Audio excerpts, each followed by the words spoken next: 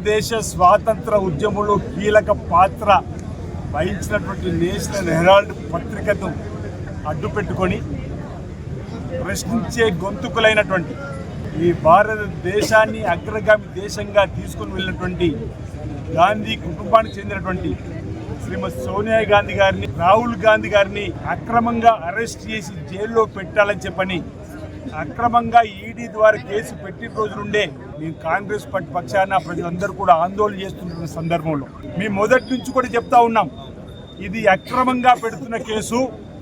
Bharatiya Janata party అసలు స్వాతంత్ర ఉద్యమంలో లేనటువంటి పార్టీ, ప్రజల అభిమానం పొందుతున్నటువంటి మా నాయకుడిని, మా నాయకురాల్ని కావాలని కక్ష సాధింపుతోని అరెస్ట్ చేయాలని చెప్పని కుట్ర పన్ని నేను పెడుతున్న కేసు తప్ప మరొకటి కాదని నేడు నిజమైంది అంటున్నాం. ఛార్జ్ షీట్ ద్వారా కోర్టులో వీళ్ళను దోషులుగా తేల్చే ప్రయత్నం చేస్తే ఓ ప్రైవేట్ వ్యక్తి ఇచ్చినటువంటి ఆధారంగా మీరు ఎలా పెడతారు కేసు అని చెప్పని ఛార్జ్ షీట్ను ఢిల్లీ కోర్టు తిరస్కరించిందంటే ఈరోజు రాహుల్ గాంధీ గారు, సోనియా గాంధీ గారు ఎలాంటి పొరపాటు చేయాలని చెప్పని ఈరోజు దేశం యావత్తు తెలిసిన సందర్భంలో మీ ఛార్జ్ షీట్ను తిప్పికొట్టిన వేళ భారతీయ జనతా పార్టీ ప్రభుత్వం సిగ్గుపడాలి. నరేంద్ర మోడీ గారు, అమిత్ షా గారు పన్నిన కుట్ర విఫలమైన వేళ భారతదేశ ప్రజలకు క్షమాపణ చెప్పాలి.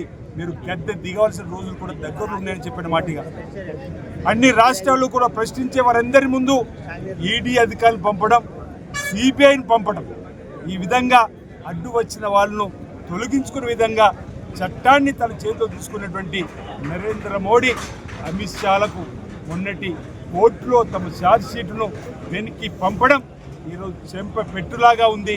ఈరోజు ప్రజలందరూ కూడా గమనిస్తున్న వేళ దేశం కోసం ప్రాణాలు త్యాగం చేసిన కుటుంబం నుంచి వచ్చినటువంటి శ్రీమతి సోనియా గాంధీ గారికి 2004 ప్రధానమంత్రి అయ్యే అవకాశం వచ్చింది.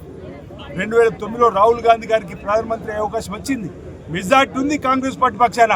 కానీ ఈరోజు పదవులు ముఖ్యం కాదు, ఈ దేశానికి సేవలు అందించాలి, పేద ప్రజలకు మేలైనటువంటి కార్యక్రమాలు చేయాలని చెప్పని ఆనాడు మన్మోహన్ సింగ్ గారిని 2 మార్లు ప్రధానమంత్రి చేసినటువంటి వారినా ఈరోజు మీరు టార్గెట్ చేసి ఈరోజు జైలుకు పంపాలని చూడడం తగదు మీకని చెప్పి భారతీయ జనతా పార్టీ చెప్తూ ఈరోజు ఏఐసిసి, పిసిసి ఇచ్చినటువంటి పిలుపుల మేరకు మల్లికార్జున ఖార్గే గారు, మహేష్ కుమార్ గౌడ్ గారు, గౌరవ ముఖ్యమంత్రి రేవంత్ రెడ్డి గారు ఇచ్చిన పిలుపు మేరకు రాజన్న సిరిసిల్ల జిల్లాలో ఈరోజు మా నిరసనను, మా ధర్నాను సిరిసిల్ల జిల్లా యావత్తు పార్టీ కూడా ఈరోజు వచ్చి మన నిరసన వ్యక్తం చేసినాం. తస్మాత్ జాగ్రత్త అని చెప్తున్నాం భారతీయ జనతా పార్టీ నాయకులకు. ఈరోజు నరేంద్ర మోడీ గారికి, అమిత్ షా గారికి, సోనియా గాంధీ గారికి, రాహుల్ గాంధీ గారికి మీరు టచ్ చేసేటువంటి సందర్భం రాదు.